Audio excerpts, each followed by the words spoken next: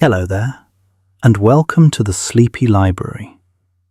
Tonight, we are drifting into the magnificent realm of the human mind, where thoughts, stranger than you can imagine, exist in a quiet dance of neurons and memory. Your brain makes most decisions without your awareness. Imagine this for a moment. The vast majority of choices you make each day, from what you eat to how you respond to others, are decided before your conscious mind even knows what's happening. Research suggests that up to 95% of all our decisions take place in the subconscious mind. This means that the actions and behaviors you think you control are actually guided by brain activity that lies beyond conscious awareness. Your mind operates like an iceberg, with only a small portion visible above the surface, while an enormous mass works tirelessly beneath the waves. This unconscious processing happens because your brain needs to conserve energy. Making every single decision consciously would be exhausting, so your mind uses mental shortcuts called heuristics to make fast judgments without involving your awareness. When you drive home and suddenly realize you don't remember the journey, that's your unconscious mind at work, guiding you safely through familiar patterns while your conscious attention drifts elsewhere. When you instinctively like or dislike someone upon first meeting them, that's your subconscious rapidly processing thousands of subtle cues and making a judgment before you can rationally analyze why. This automatic processing shaped our ancestors' survival, allowing them to react to dangers without the delay of conscious deliberation. A rustling in the bushes could mean a predator, and those who hesitated to analyze the situation consciously often didn't survive to pass on their genes. So your brain evolved to make snap judgments, to process information rapidly beneath the surface, to keep you alive first and understand why later. Even now, as you rest here in safety, your unconscious mind is busy. It's regulating your breathing, monitoring sounds for threats, processing the day's memories, and preparing your body for sleep. You are not a single unified consciousness making deliberate choices. You are a vast colony of mental processes, most of them invisible to your awareness, working together to create the illusion of a coherent self moving through the world with intention and control. Habits take an average of 66 days to form. The popular belief that it takes only 21 days to build a new habit is actually a myth.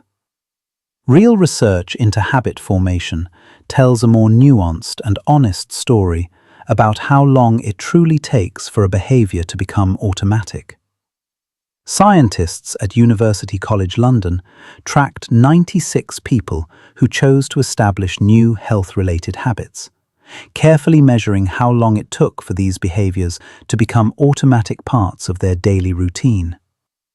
They found that on average, it took 66 days for a habit to reach maximum automaticity, the point where performing the action requires minimal conscious effort or decision-making.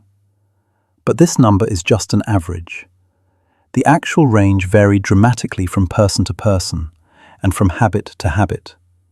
Some participants reached automaticity in as little as 18 days, while others needed up to 254 days. The complexity of the behavior played a significant role. Simple habits like drinking a glass of water each morning formed much faster than complex routines like doing 50 sit-ups or going for a long run. This variability makes sense when you understand how habits actually form in your brain. Every time you repeat a behavior in a consistent context, you strengthen the neural pathways connecting that context with that action.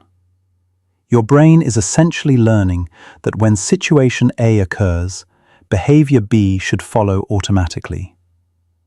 This process of associative learning happens in a structure deep in your brain called the basal ganglia, which stores procedural memories and automatic behaviors. The habit formation process follows a predictable curve. In the beginning, you see rapid gains in automaticity as your brain quickly learns the new pattern. Then, progress slows and gradually plateaus as the habit reaches its maximum strength. Missing a single opportunity to perform the behavior doesn't significantly derail this process. Your brain is forgiving. It understands that life is unpredictable and that consistency doesn't mean perfection. However, people who were very inconsistent, missing many opportunities to practice the behavior, did not succeed in making strong habits. The key is repetition in a consistent context. Choose a reliable cue, something you encounter daily, like brushing your teeth or making your morning coffee. Link your new behavior to this existing anchor in your routine. Perform the action each time you encounter the cue. Over weeks and months, the connection strengthens until one day you realize you're doing the behavior without thinking, without deciding, without effort. The old you has become someone new through the patient accumulation of small, repeated actions. And that's the quiet miracle of habit formation unfolding in your brain, day after day, beneath your conscious awareness. You can be convinced you committed a crime you never did. Within just a few hours of intensive, suggestive conversation, researchers can implant false memories so convincing that people will confess to crimes they never committed. This disturbing finding reveals just how malleable and unreliable human memory truly is. In laboratory studies, participants have been persuaded that they committed serious offenses in their teenage years, offenses that never actually occurred. Through a combination of repeated suggestions, social pressure, and appeals to imagination, the experimenters guide participants to construct detailed false memories, complete with sensory details and emotional reactions. Participants don't know they're lying. They genuinely believe these fabricated events happened because the false memory feels as real as any true memory. Your memory doesn't work like a video recording that captures events exactly as they occurred. Instead, memory is a reconstructive process. Each time you recall something, your brain rebuilds the memory from fragments stored in different regions. During this reconstruction, your current beliefs, emotions, and suggestions from others can blend seamlessly with the original memory trace, altering it without your awareness. This is why eyewitness testimony, once considered the gold standard of evidence, is now understood to be surprisingly unreliable. Witnesses can be completely confident about details they remember, yet those details can be entirely wrong because of how their memory reconstructed the event based on later suggestions or expectations. The implications are profound. If memory is this fragile, this open to manipulation, then how much of what you remember about your own life is accurate? That childhood memory you've told countless times, is it truly yours, or has it been shaped by family stories and photographs until you can no longer distinguish what you actually experienced from what you were told happened? The answer is unsettling. Many of your most cherished memories are likely composites, blending truth with suggestion, fact with imagination. Your past is not a fixed reality stored pristinely in your mind. It's a story your brain tells itself, constantly edited and revised, influenced by your present state and the narratives others share with you. As you drift towards sleep tonight, consider that even your memory of today will change when you recall it tomorrow. The self you think you know, built from a lifetime of memories, is partly fiction. And yet, this doesn't diminish you. It simply reveals that you are not a static thing, but a living process, forever creating yourself anew from the fragments of what came before. The way you remember things changes each time you recall them. Every time you access a memory, you're not simply replaying a stored recording. You're actually reconstructing that memory from distributed fragments across your brain. And in the process of reconstruction, you're subtly altering it. This phenomenon is why your memory of an event from last week might be slightly different when you recall it next month, and different again next year. Each act of remembering creates a new version of the memory, slightly modified by your current emotional state, recent experiences, and the context in which you're recalling it. Scientists discovered this through studies showing that memories become temporarily unstable when they're retrieved, entering a state called reconsolidation. During this brief window, the memory is vulnerable to modification before it's stored again. If you experience strong emotions while recalling something, those emotions can become woven into the memory itself, changing how you'll remember it in the future. If someone suggests a detail that wasn't originally there, that detail might become incorporated into your memory of the event. This is why two people who witness the same event can have genuinely different memories of what happened. They're not necessarily lying or misremembering intentionally. They've simply reconstructed the event differently based on their unique perspectives, emotions, and subsequent experiences. Your brain prioritizes meaning and emotional significance over factual accuracy. It's more important for survival that you remember the general gist of an experience and how you felt about it than to recall every precise detail. This trade-off served our ancestors well. Remembering that a certain area was dangerous mattered more than remembering the exact number of predators seen there. But in our modern world, where we expect our memories to be reliable witnesses to the truth, this malleability can feel like a betrayal. We want to believe that our memories are ours, accurate and unchangeable. But they're not.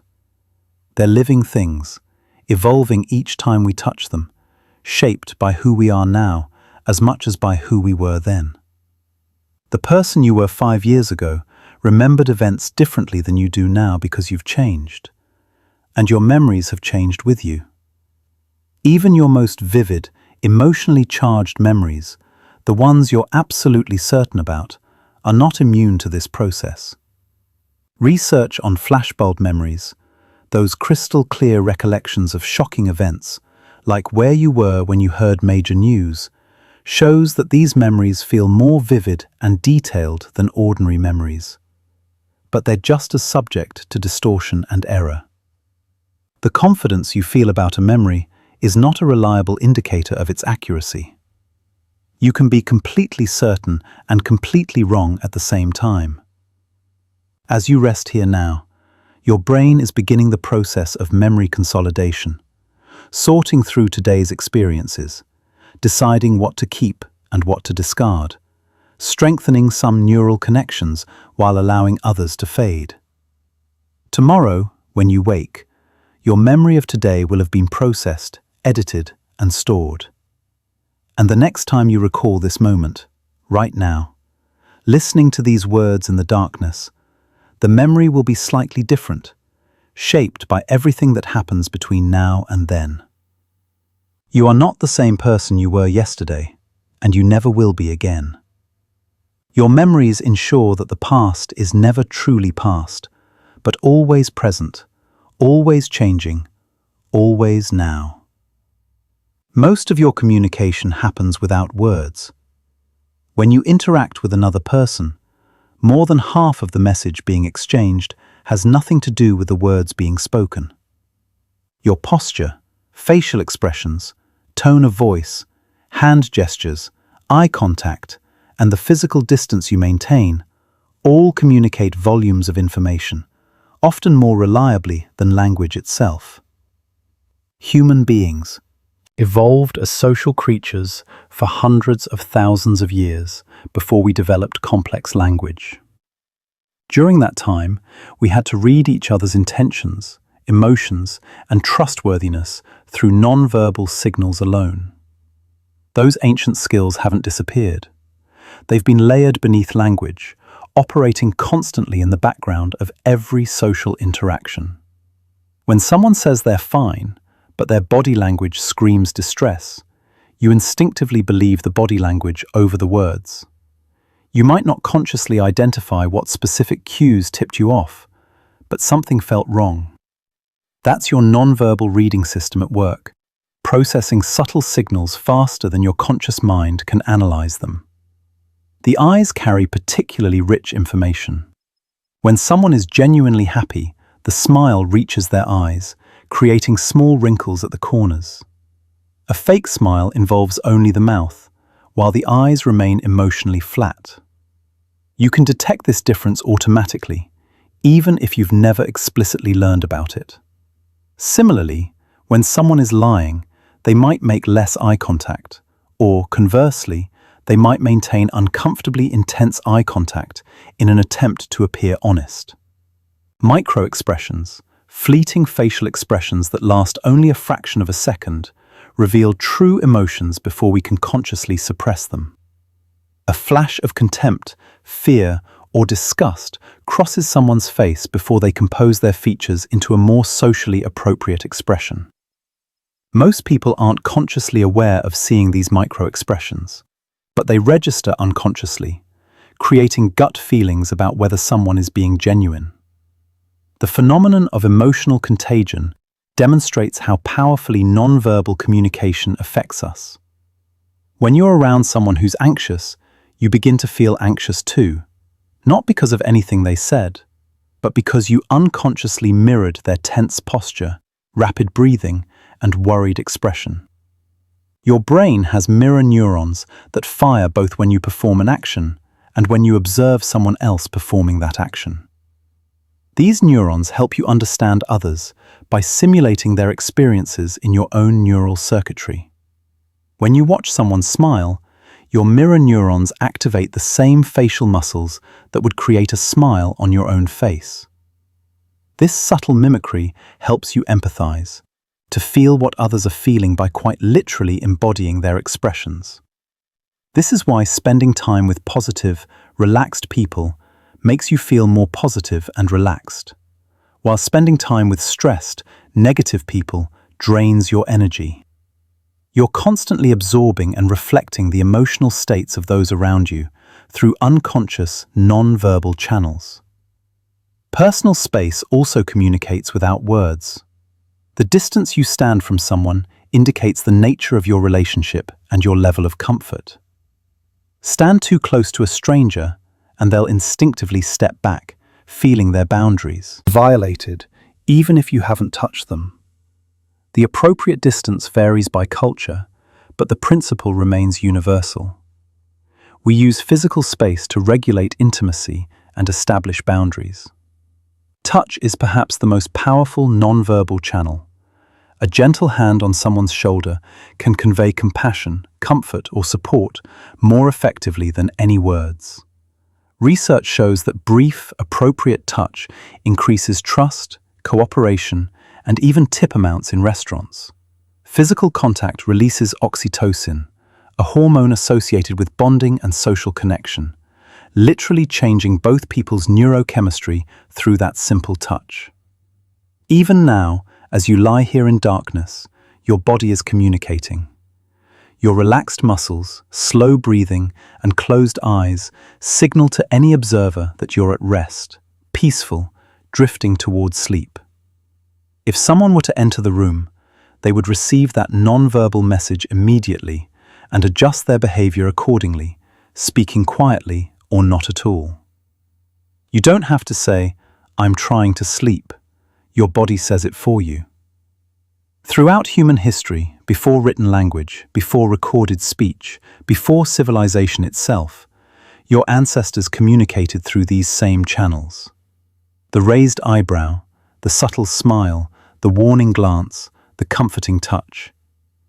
These ancient languages still flow through you, connecting you to others in ways deeper than words, more honest than conscious thought. In silence, in darkness, in rest, your body continues its conversation with the world, speaking in the oldest tongue humans know. Your brain has a negativity bias that makes bad experiences more memorable than good ones. This isn't a personal flaw or a sign of being pessimistic. It's a survival mechanism built into human psychology over millions of years of evolution. Your ancestors, who paid more attention to dangers, who remembered where the predator lurked, or which plant made them sick, survived longer and had more offspring than those who were blissfully carefree. Natural selection favored the worried, the cautious, the ones who assumed the rustling in the bushes was a threat until proven otherwise. This evolutionary heritage means your brain is essentially Velcro for negative experiences, but Teflon for positive ones. Bad events stick, while good ones slide away. You can receive 10 compliments and 1 criticism, and you'll spend the evening replaying that criticism in your mind, examining it from every angle, while the compliments barely register. A single bad experience at a restaurant can outweigh multiple good experiences there, making you hesitate to return. One argument with a friend can overshadow years of positive interactions when you're upset. Studies demonstrate this bias in numerous ways. People work harder to avoid losing money than to gain the same amount. The pain of loss is psychologically more powerful than the pleasure of equivalent gain. Negative news captures attention more effectively than positive news, which is why media outlets know that if it bleeds, it leads. Your brain literally processes negative information differently than positive information. Negative stimuli produce more neural activity and are processed more thoroughly. When you encounter something bad, your brain sounds alarms, activates stress responses, and encodes the experience deeply in memory. When you encounter something good, the response is more muted, the memory less intense. This bias affects your judgments in profound ways. When deciding whether to trust someone, a single negative trait outweighs multiple positive traits. One breach of trust can destroy a relationship that took years to build. This asymmetry makes sense evolutionarily.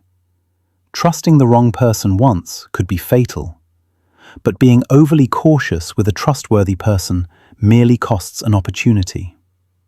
The costs of errors aren't equal, so your brain doesn't treat positive and negative information equally.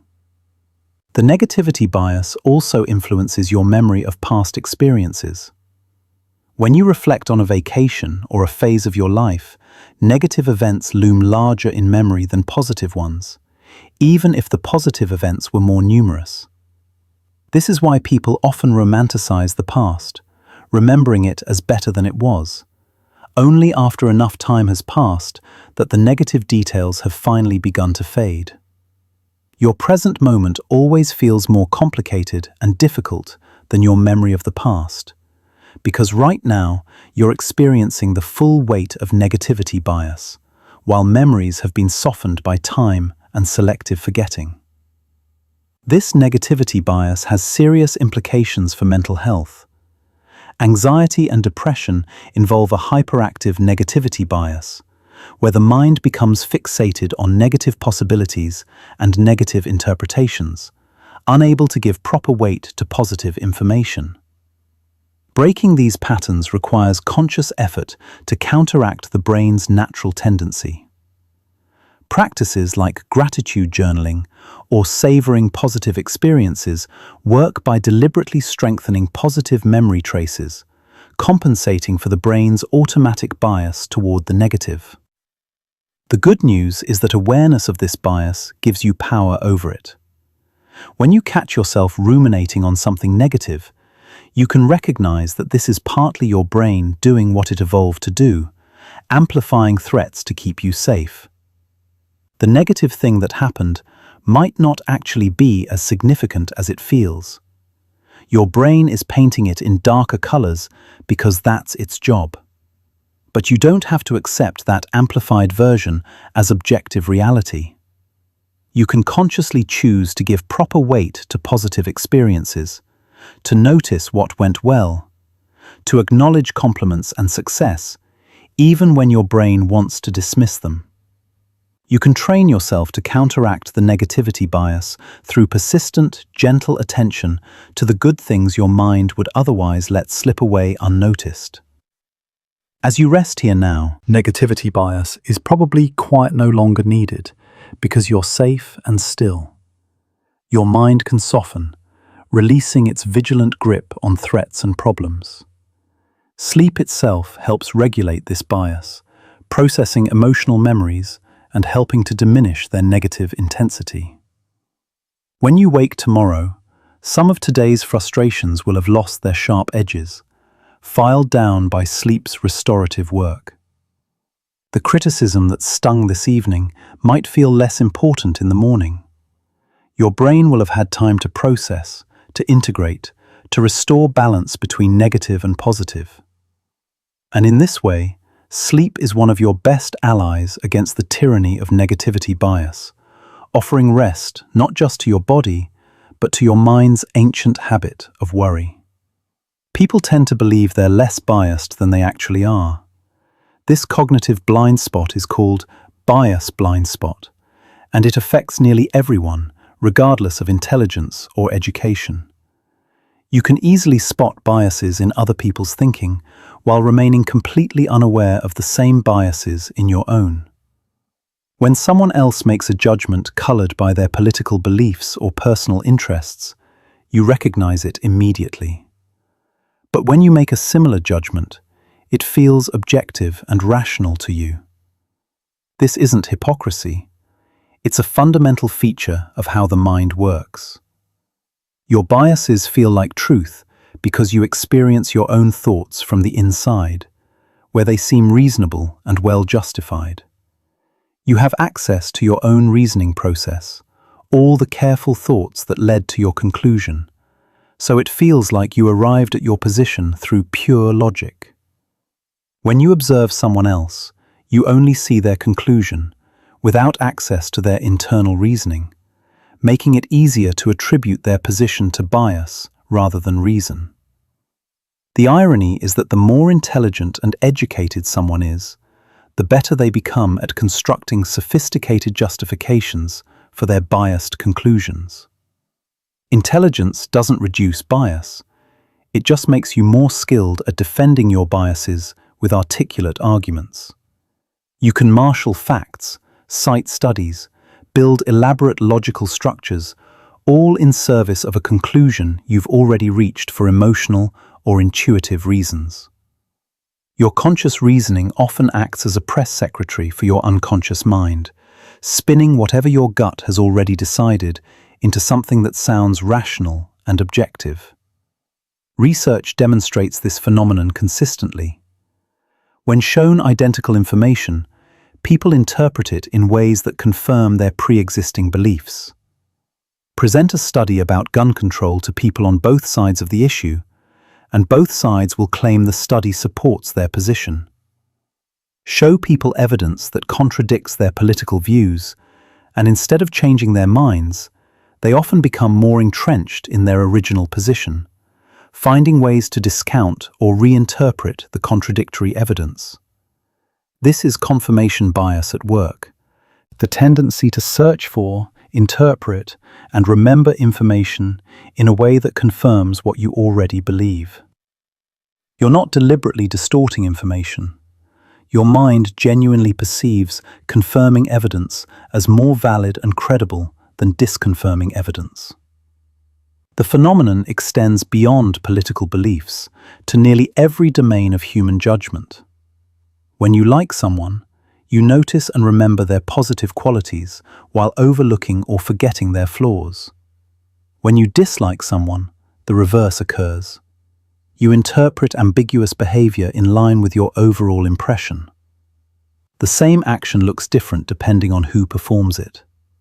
A friend being late is understandable. They must have hit traffic.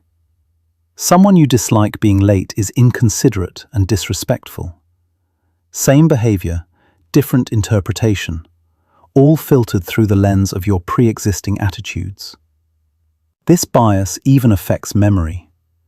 You remember events in ways that fit your current beliefs and self-image, subtly editing the past to maintain consistency with the present. If you currently identify as shy, you'll more easily recall instances from your past when you were socially anxious and struggle to remember times when you were outgoing, even though both types of memories exist. Your self-concept acts as a filter, highlighting some memories while dimming others. The most insidious aspect of bias blind spot is that learning about it doesn't make you immune to it. Even after reading this, you'll still find it easier to recognize bias in others than in yourself. You might think, yes, other people have a bias blind spot, but I'm pretty good at recognizing my own biases. That thought itself is the bias blind spot in action. True intellectual humility requires accepting that you are biased in ways you cannot currently see, biased in the very process of evaluating whether you're biased. This doesn't mean all beliefs are equally valid, or that objective truth doesn't exist. It means that your access to truth is filtered through a mind that evolved not for perfect accuracy, but for survival and social cohesion.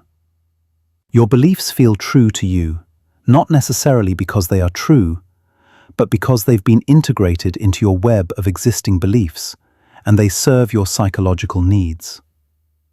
Becoming aware of this doesn't eliminate bias, but it can make you more humble in your certainties, more open to the possibility that you might be wrong, even when you feel absolutely sure you're right.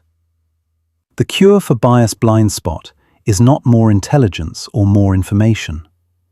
It's intellectual humility, the ability to hold your beliefs lightly, to remain curious rather than defensive when challenged, to seek out people who think differently and actually listen to them rather than immediately constructing counter-arguments in your mind. It's the practice of asking yourself, what would I have to believe is true for their position to make sense, rather than, how is their position obviously wrong? This kind of thinking doesn't come naturally. It requires conscious effort to override your mind's automatic tendency to seek confirmation and dismiss contradiction. But the effort is worthwhile because it opens pathways to growth, to change, to actually learning something new rather than simply reinforcing what you already think you know.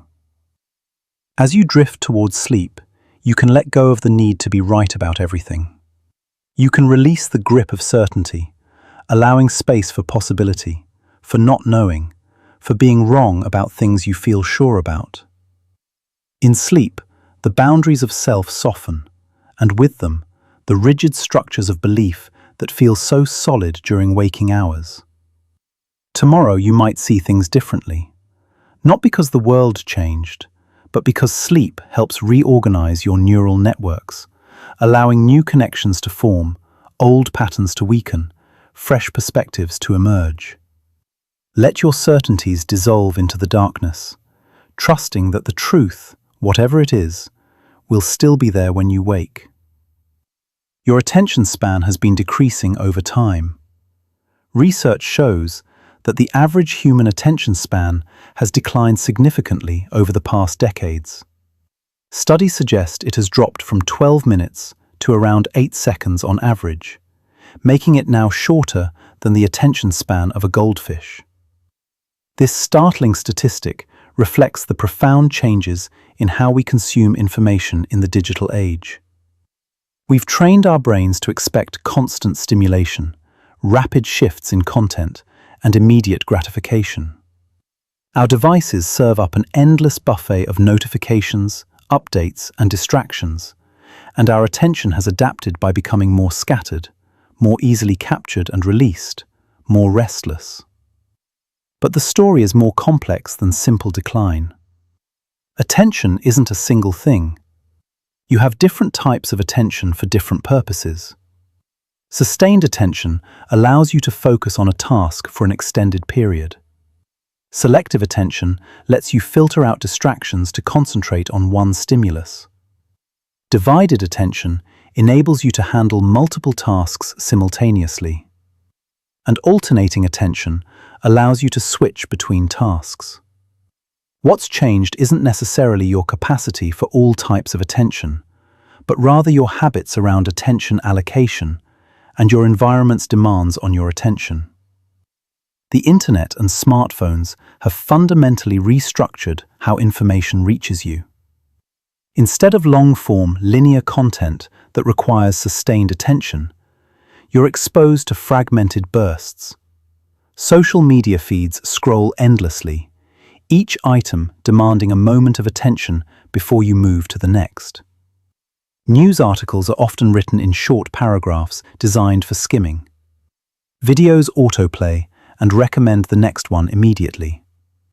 Everything is optimized to capture attention briefly and then pass you along to the next thing before you can disengage entirely from the platform. This environment reshapes your neural pathways. Through neuroplasticity, the brain's ability to modify its connections based on experience. When you repeatedly engage in rapid task switching and exposure to brief stimuli, your brain becomes better at processing information quickly in short bursts, but potentially less skilled at sustaining deep focus for extended periods. You're not becoming less intelligent or capable. You're adapting to the demands of your environment. The problem is that some of the most valuable cognitive work, deep thinking, creative problem-solving, learning complex information, requires sustained attention over long periods. When your attention has been trained to hop from stimulus to stimulus, sitting down to read a difficult book or work through a challenging problem can feel uncomfortable, almost painful. Your mind resists, seeking the dopamine hits of novelty and distraction that it's become accustomed to. The urge to check your phone, to switch tasks, to do anything other than sustain focus becomes overwhelming. This difficulty isn't a personal failing. It's a predictable response to environmental conditioning. The good news is that attention is like a muscle. It can be retrained with practice. When you deliberately practice sustained focus, even for just a few minutes at a time, you begin to rebuild your capacity for deep attention. Meditation, reading without distraction, working on a single task for a set period, all these activities strengthen the neural networks involved in sustained attention. Progress might feel slow at first because you're working against well-established patterns, but neural plasticity works in both directions. Just as your attention adapted to fragmentation, it can adapt back to depth. Many people report that intentionally limiting their exposure to digital distractions leads to a noticeable improvement in focus over weeks or months. The constant pull to check devices weakens when you stop feeding it, and the satisfaction of deep work grows as you remember what sustained engagement feels like. The implications go beyond personal productivity.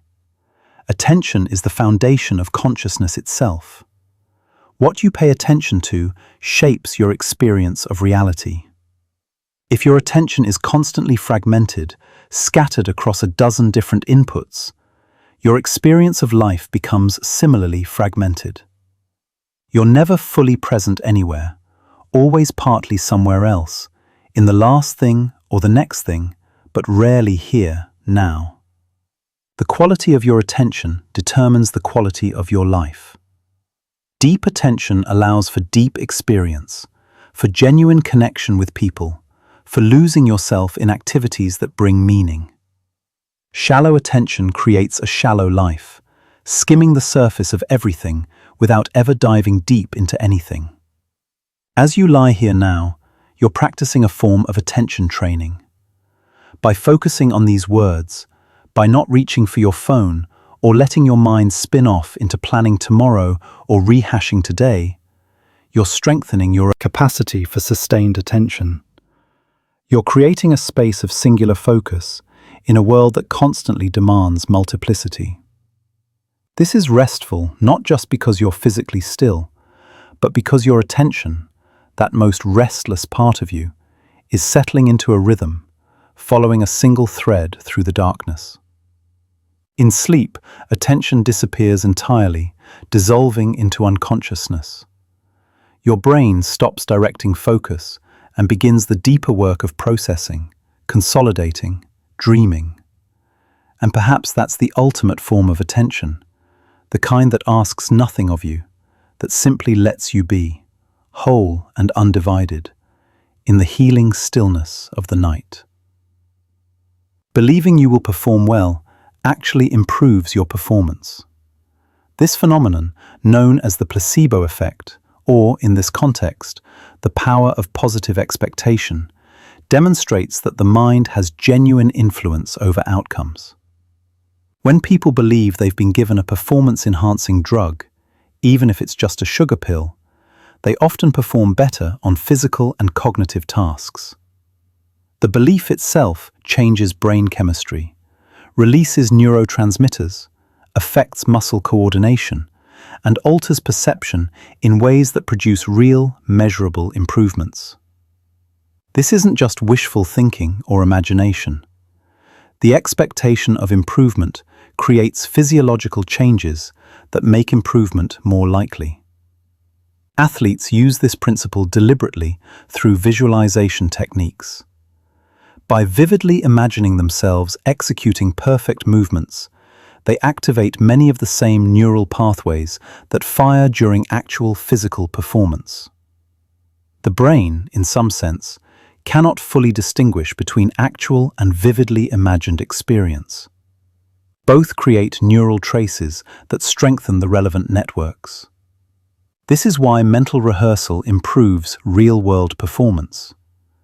You're literally training your brain through imagination, laying down the neural patterns that will guide your body when the moment comes to perform. The opposite is also true. Negative expectations can create self-fulfilling prophecies. If you go into a test believing you'll fail, that belief increases anxiety, impairs memory retrieval, and makes mistakes more likely. If you enter a social situation believing people won't like you, that belief affects your body language, your conversational patterns, your interpretation of others' responses, all in ways that make negative outcomes more probable. Your expectations shape reality, not because reality bends to your will, but because your expectations change how you perceive, interpret, and respond to reality, which in turn influences outcomes. Research on stereotype threat illustrates this powerfully. When people are reminded of negative stereotypes about a group they belong to before a test, their performance suffers. Women reminded of stereotypes about gender and math perform worse on math tests. Black students reminded of stereotypes about race and intelligence score lower on academic assessments. These aren't permanent deficits in ability. The same people perform normally when the stereotypes aren't activated.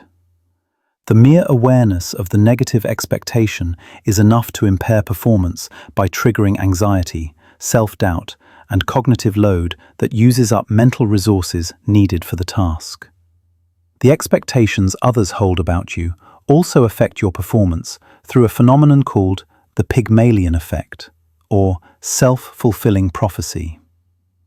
In a famous study, researchers told teachers that certain randomly selected students were expected to show exceptional growth that year. By year's end, those students actually did show greater improvement than their peers, not because they were different initially, but because teachers' expectations changed how they interacted with those students. Teachers gave them more encouragement, more challenging material, more patience with mistakes. The students lived up to the expectations placed upon them through the subtle ways those expectations influenced their teachers' behavior. This shows that expectations don't just affect your own performance, but also how others treat you, which then affects the opportunities and support you receive, creating a feedback loop that makes the expectation increasingly real.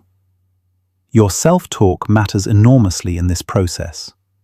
The internal dialogue you maintain about your abilities, your worth, your likelihood of success or failure, shapes outcomes in tangible ways. People who habitually engage in negative self-talk, criticizing themselves, predicting failure, catastrophizing challenges, create an internal environment hostile to success. Stress hormones are elevated, confidence is undermined, effort feels pointless. Conversely, people who maintain realistic but encouraging self-talk acknowledge difficulties without dramatizing them, remind themselves of past successes, focus on what they can control, create an internal environment conducive to success. They're not deluded or ignoring reality. They're choosing an interpretation of reality that serves them rather than undermines them. This isn't about toxic positivity or pretending problems don't exist. It's about recognizing that your mind is not a neutral observer of reality. It's an active participant in creating your experience and influencing outcomes. When you expect to fail, you sabotage yourself in countless subtle ways. When you expect to succeed, you support yourself, also in countless subtle ways. The outcomes differ not because of talent or circumstance alone, but because of how expectation shaped effort, persistence, interpretation of setbacks, and all the micro decisions that accumulate into results. As you rest here, what expectations are you holding about tomorrow? About the week ahead? About your life? Are those expectations serving you or sabotaging you? You have more control over outcomes than you might think, not through wishful thinking, but through the genuine physiological and behavioral changes that expectations create. Choose expectations that make success more likely. Imagine yourself handling challenges skillfully. Visualize positive outcomes. Not as fantasy, but as mental rehearsal, laying down the neural pathways that will guide you when you need them. Your mind is extraordinarily powerful. What you believe possible shapes what becomes possible.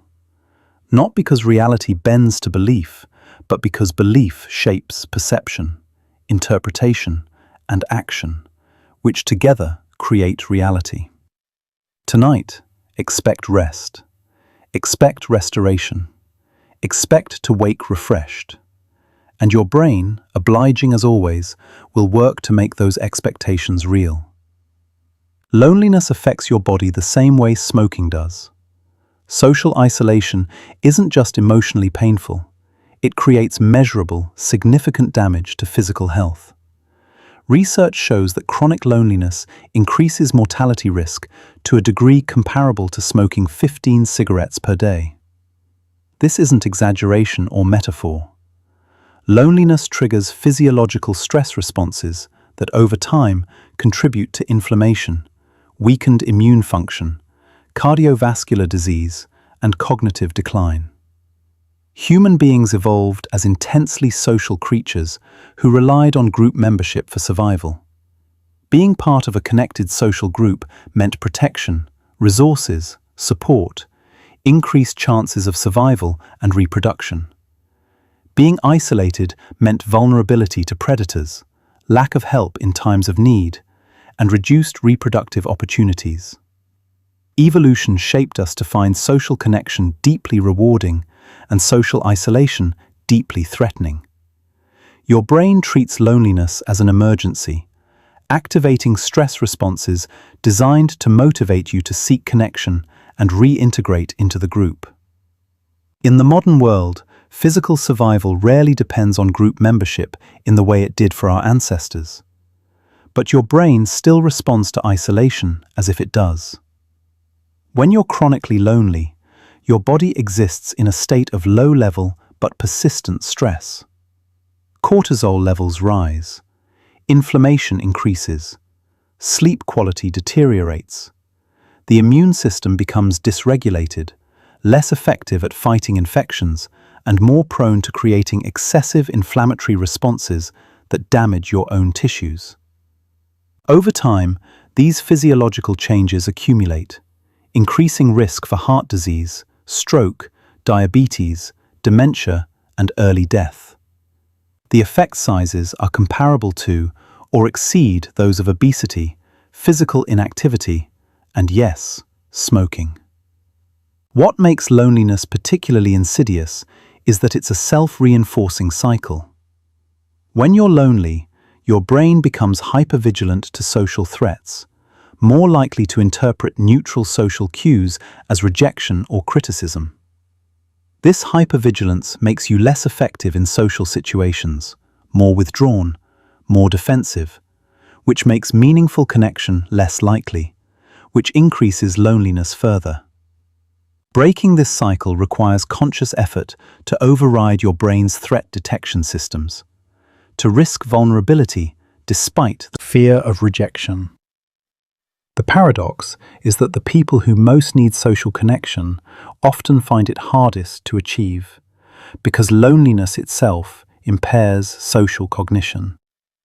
Modern life creates conditions conducive to loneliness, despite unprecedented technological connectivity. Social media offers the illusion of connection, while often increasing feelings of isolation. Browsing carefully curated highlight reels of others' lives triggers social comparison and envy. Digital interactions lack the physiological benefits of face-to-face contact, the oxytocin release from physical proximity, the subtle emotional attunement that happens through shared physical space.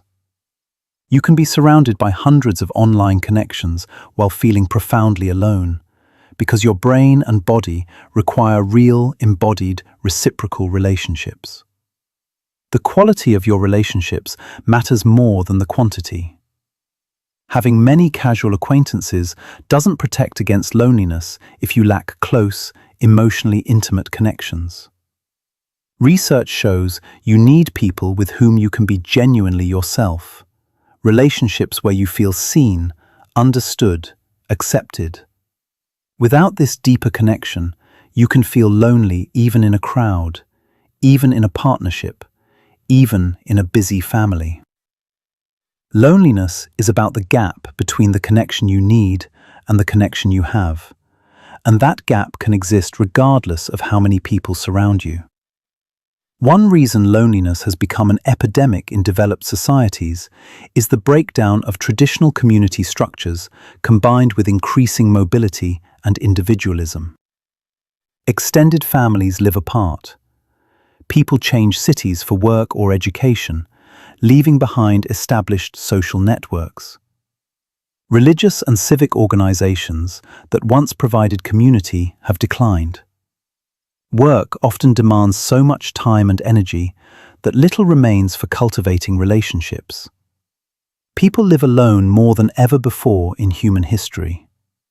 All these factors converge to create social environments very different from the tight-knit groups in which human psychology evolved. The solution isn't simple or quick. Building meaningful relationships takes time, vulnerability, and consistent effort.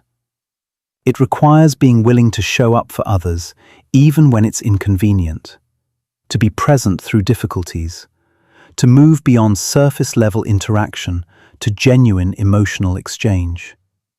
For people who've been lonely a long time, this feels impossibly difficult, because their trust has been eroded and their social skills have atrophied. But the effort is worth it, because the research is clear. Strong social connections are among the most powerful predictors of health, happiness, and longevity. More powerful than diet or exercise, more powerful than wealth or success. The quality of your relationships determines the quality and length of your life in very literal ways.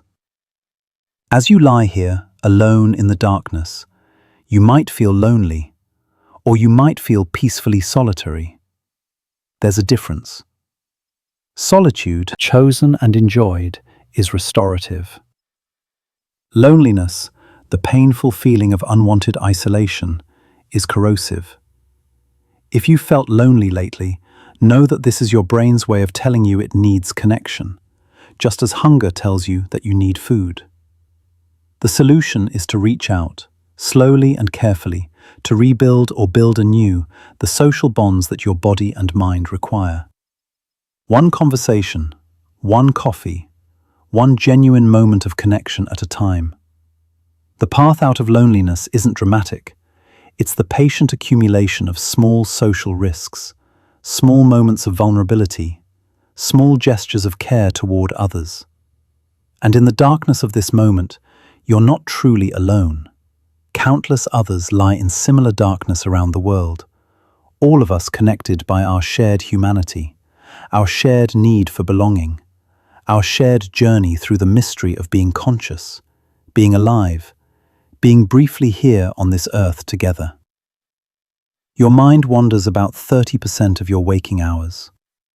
Right now, as you listen to these words, there's a good chance your mind has drifted away multiple times already, thinking about tomorrow, replaying something from today, planning something distant, remembering something long past. This constant drift of attention away from the present moment is called mind wandering, and it occupies a surprisingly large portion of mental life. Research using experience sampling methods, where participants are randomly prompted throughout the day to report what they were thinking about, reveals that people's minds wander away from their current activity about 30% of the time on average. Some activities produce even more mind wandering. During routine tasks like commuting or doing household chores, mind wandering can reach 70% or more. Your mind disengages from the boring present and entertains itself elsewhere. This tendency isn't a modern invention. It's how human minds have always worked. Your brain has a default mode network, a set of brain regions that become active when you're not focused on a specific external task. This network supports self-referential thinking, memory retrieval, imagining future scenarios, and mental time travel. When you're not directing your attention purposefully, this default network takes over, and your mind begins to wander. In some ways, mind wandering serves important functions. It allows you to learn from the past by replaying memories and extracting lessons. It helps you plan for the future by simulating possible scenarios. It facilitates creativity by allowing ideas to combine in unexpected ways while you're not trying to control the process. Many insights and creative breakthroughs happen during mind wandering, when your conscious control loosens and your unconscious makes novel connections.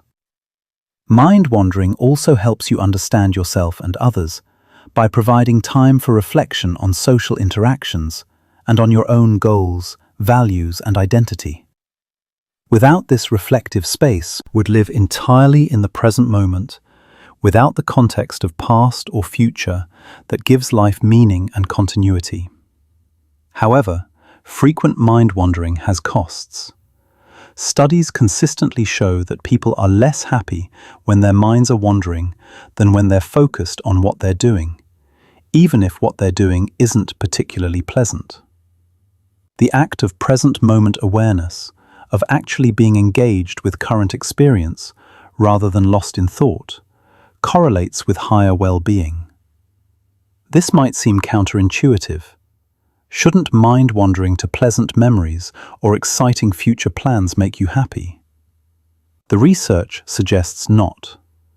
When your mind is elsewhere, you're not fully alive to this moment, and there's an unsettled quality to that absence, a low-level dissatisfaction. The content of mind wandering tends toward the negative. Your mind doesn't wander to neutral topics. It gravitates toward worries, regrets, social anxieties, imagined problems. This negative bias in mind wandering means that when your attention drifts, it often drifts toward rumination rather than reverie. You replay embarrassing moments, rehearse arguments with people who might never disagree with you, worry about problems that might never occur. This mental time travel to negative scenarios serves the evolutionary function of preparing you for threats. But in modern life, where most threats are social or existential rather than physical, this kind of rumination often does more harm than good, maintaining anxiety and stress without producing useful preparation. The balance between mind wandering's benefits and costs depends partly on the type of mind wandering.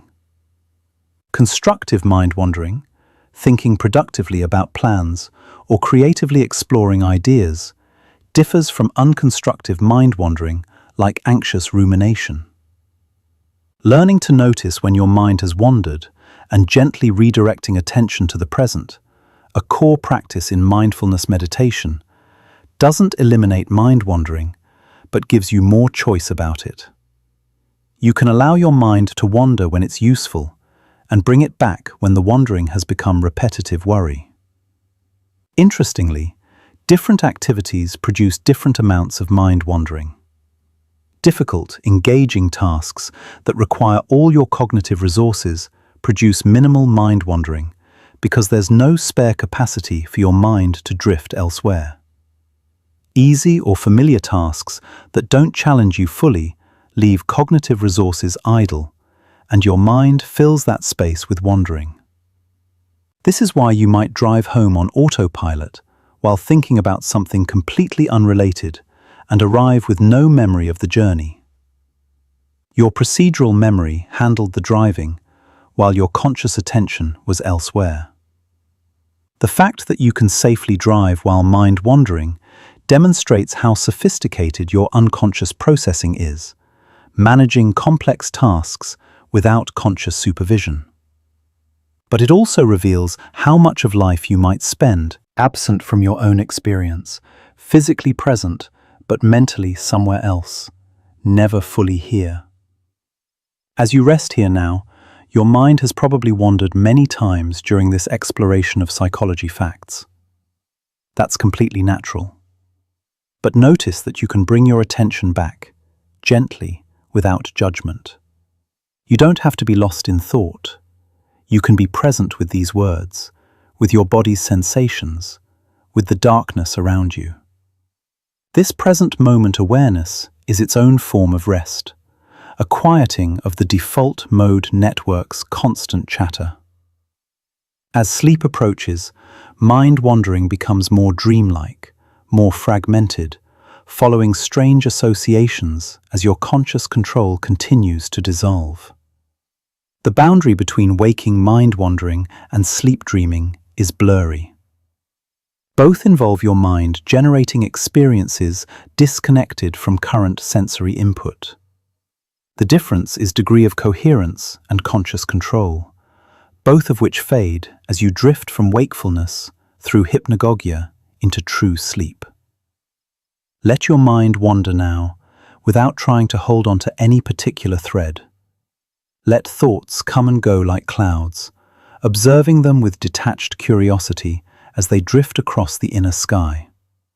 Soon they'll dissolve entirely into the deeper unconsciousness of sleep, where different kinds of mental activity take over, stranger and more mysterious than even the most creative mind-wandering. For now, rest in the space between attention and inattention, between here and elsewhere, between now and then, letting it all soften into the approaching night. Human beings are not rational creatures. We like to think of ourselves as logical, weighing evidence objectively and reaching conclusions through careful reasoning. But the truth revealed by decades of psychological research is that human cognition is filled with systematic errors, biases, and shortcuts that regularly lead us astray from rational judgment. We are rationalizing creatures, not rational ones, constructing after-the-fact logical-sounding justifications for conclusions we've already reached through intuition, emotion, or prejudice.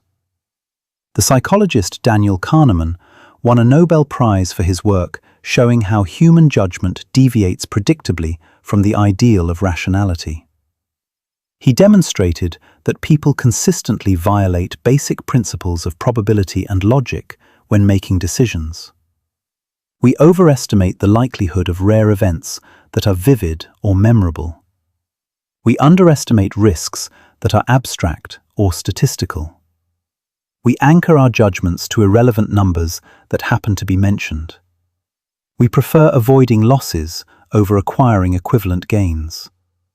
We judge the likelihood of events based on how easily examples come to mind, rather than on actual frequencies.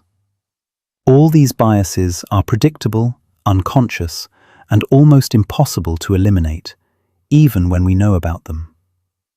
One reason for these systematic errors is that the brain uses heuristics, mental shortcuts that usually work well enough, but sometimes produce serious mistakes.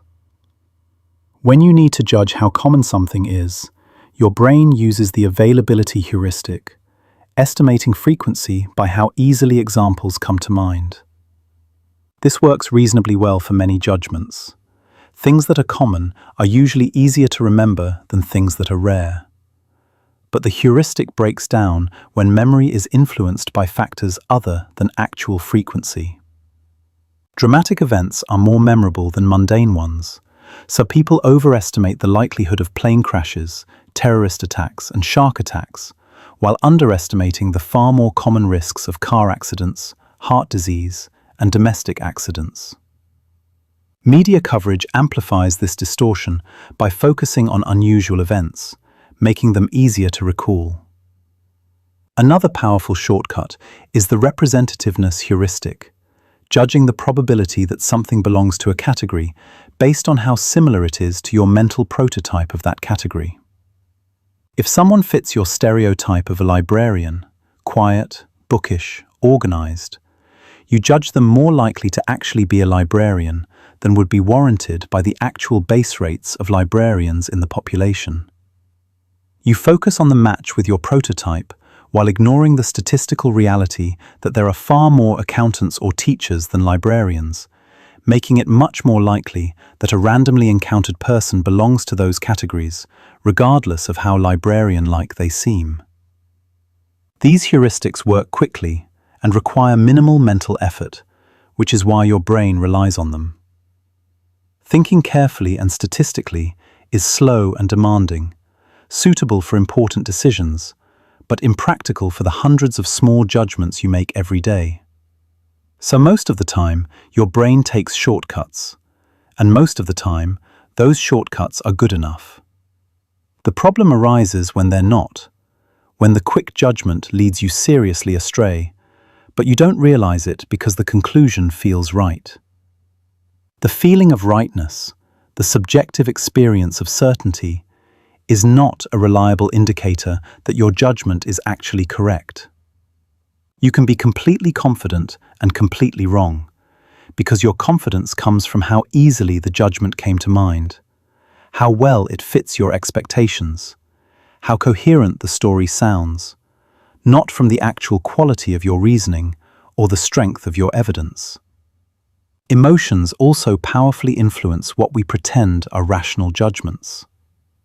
When you're in a good mood, you judge things more optimistically. When you're in a bad mood, you judge things more negatively. The same information gets processed differently depending on your emotional state, but you don't notice this influence. You experience your judgment as being about the external situation, not about your internal mood. Research shows that judges give harsher sentences before lunch than after lunch, because hunger affects mood, which affects judgment. But the judges don't realize this, and certainly don't factor it into their sentencing decisions. They experience themselves as simply responding to the facts of the case, unaware that an irrelevant factor like time since last meal is significantly influencing their supposedly impartial judgment. The implications are unsettling. If trained professionals making life-altering decisions about others can be swayed by something as trivial as whether they've eaten recently, how much of your own judgment is similarly influenced by factors you're unaware of? When you make a decision that feels careful and well-reasoned, how much is that feeling just a comforting illusion created by your mind after you've already reached the conclusion through unconscious emotional processes? This doesn't mean that reason is useless or that we should give up on trying to think carefully. It means that reason is more limited than we like to believe, and that truly rational thinking requires actively working against your mind's natural tendencies. It requires systematically checking for biases, seeking evidence that contradicts your initial impressions, forcing yourself to think statistically rather than anecdotally, recognizing when emotions might be influencing judgment. Even then, you can never be sure you've caught all the biases, all the shortcuts, all the ways your unconscious mind has shaped the conclusion before your conscious mind gets involved. The best you can do is remain humble about your certainties. Acknowledge that you might be wrong even when you feel sure, and keep learning about how human minds systematically make mistakes, so you can at least try to avoid the most common traps.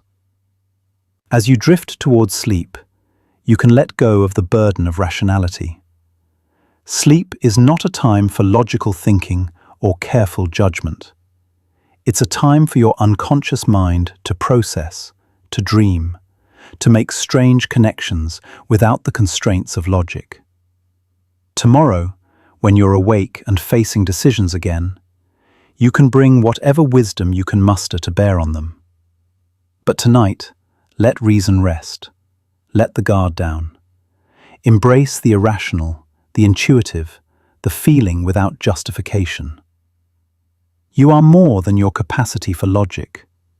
You are emotion and intuition, and unconscious processing. And all these parts of you deserve rest too. And as we continue this gentle journey through the mysteries of the mind, let us explore even deeper into the beautiful complexity of who you are. The remarkable machinery of thought and feeling that has carried you through this day and will carry you into dreams. Your brain has mirror neurons that help you understand others.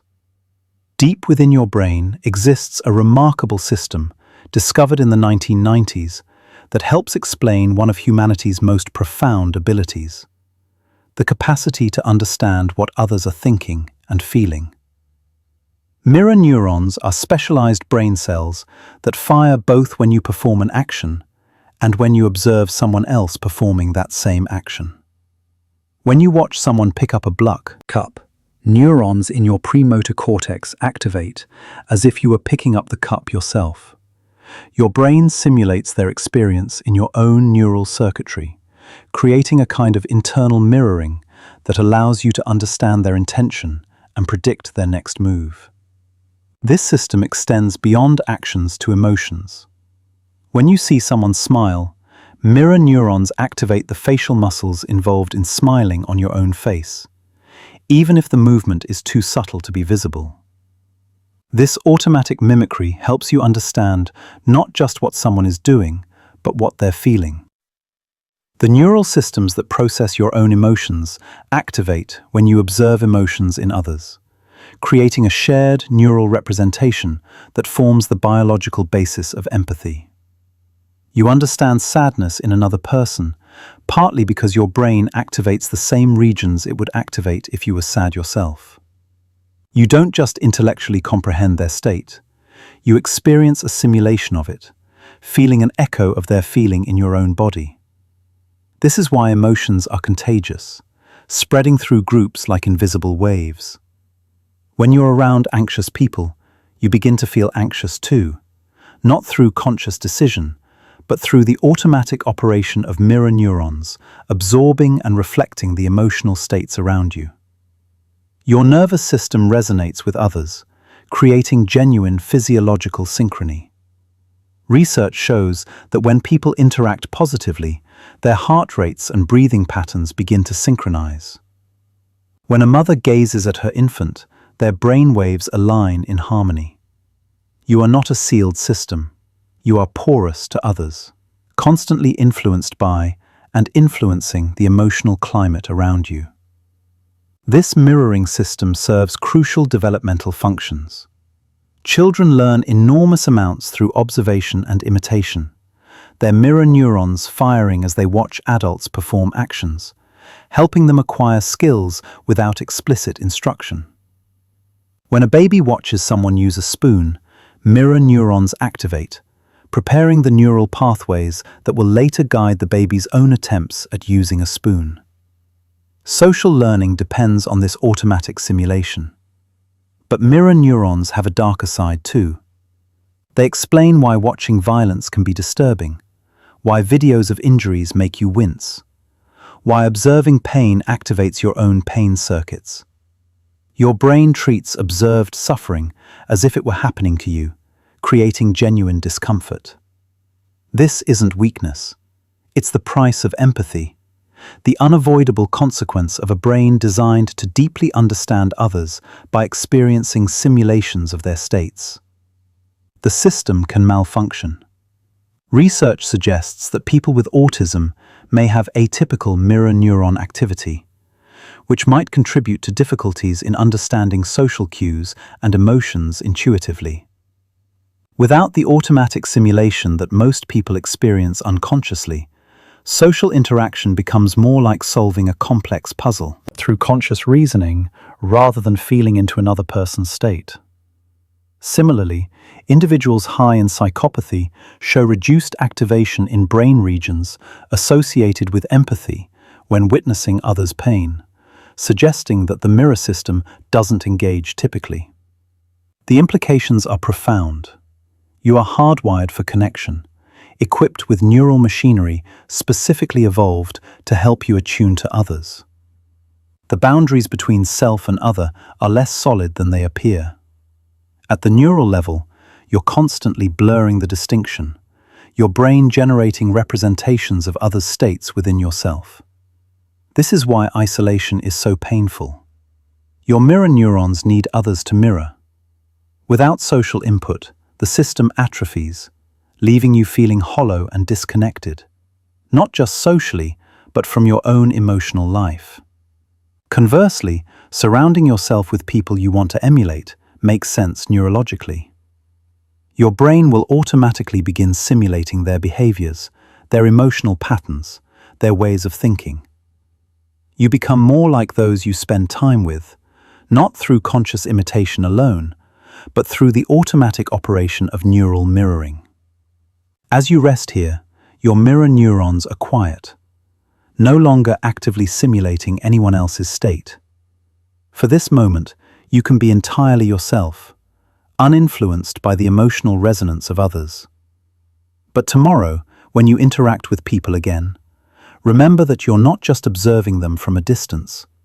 You're taking them into yourself, experiencing fragments of their inner lives through the remarkable machinery of your social brain. Choose wisely who you mirror, and be mindful of the emotional states you transmit to others. Every interaction is a mutual influencing, a shared shaping of neural patterns, a dance of mirror neurons creating connection or disconnection, understanding or misunderstanding, in the invisible space between minds.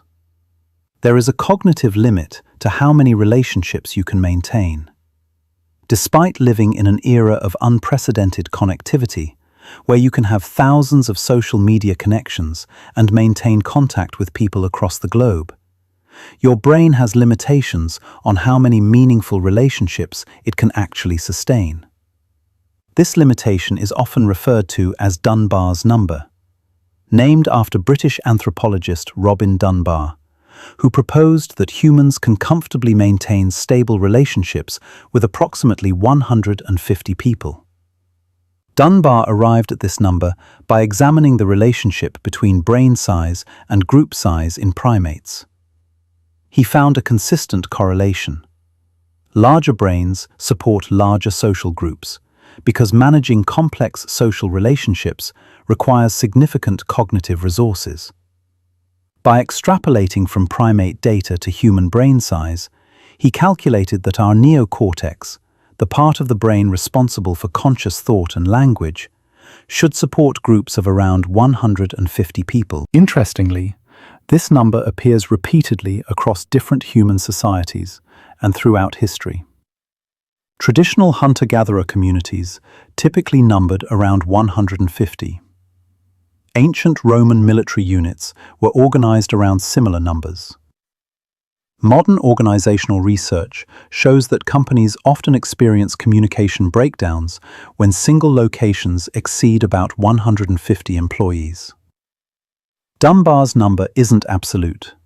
It represents an average with significant individual variation. Some people can maintain more relationships, others fewer. The number has also been challenged by recent research suggesting that with modern technology and different statistical methods, the cognitive limit might be higher, or that perhaps no single specific number accurately captures the complexity of human social networks. The theory also includes smaller circles within the 150. Research suggests we have about 5 intimate friendships to which we devote roughly 40% of our available social time. Then, about 15 close friends, 50 casual friends, and 150 acquaintances with whom we maintain regular contact. Beyond that are additional layers, people whose names we know, but with whom we have only occasional, shallow interactions. The limitation exists because maintaining a relationship requires cognitive effort. You need to remember details about each person's life, track the history of your interactions, understand their perspective and needs, invest time in communication. All of this takes mental resources. Your brain can only juggle so many complex social models simultaneously before the quality of tracking begins to deteriorate. Social media creates an illusion of transcending these limits. You might have 500 friends on a platform, but research shows that people still maintain close, active relationships with only a core group similar in size to traditional friendship circles. The rest are weak ties, connections that exist in name but lack the reciprocal investment and emotional depth that characterize true friendships. This doesn't mean weak ties are worthless. They serve different functions, providing access to diverse information and opportunities. But they don't satisfy the deep human need for belonging and emotional intimacy. The constraints of Dunbar's number also affect organizations.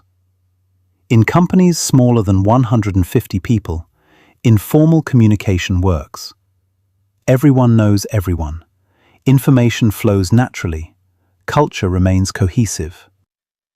Beyond that threshold, organizations need formal structures, explicit communication channels, written policies. The social brain can't track everyone anymore, so bureaucracy fills the gap. The quality of relationships matters more than quantity. You could have exactly 150 connections and feel lonely if none of them are emotionally intimate. Conversely, you could have only 10 close relationships and feel deeply connected and supported. The number represents capacity, not requirement. Modern life creates challenges for maintaining even a limited number of quality relationships. Geographic mobility means childhood friends drift away. Career demands consume time and energy. Family structures have changed, offering less automatic social infrastructure. Many people struggle not because they've exceeded their cognitive limits, but because they haven't reached them, living with far fewer meaningful connections than their brain is capable of sustaining. Understanding this limitation can be liberating. You don't need to maintain relationships with everyone you've ever met. It's neurologically impossible. You can consciously choose where to invest your limited social energy, cultivating depth with a manageable number of people, rather than spreading yourself thin across too many shallow connections. The people you do choose to include in your social world will have outsized impact on your well-being, because your brain devotes significant resources to modeling and maintaining those relationships. As you rest here in solitude, your social brain is temporarily offline, not tracking anyone's needs or status or emotional state. Just you, alone with yourself, which is its own necessary condition.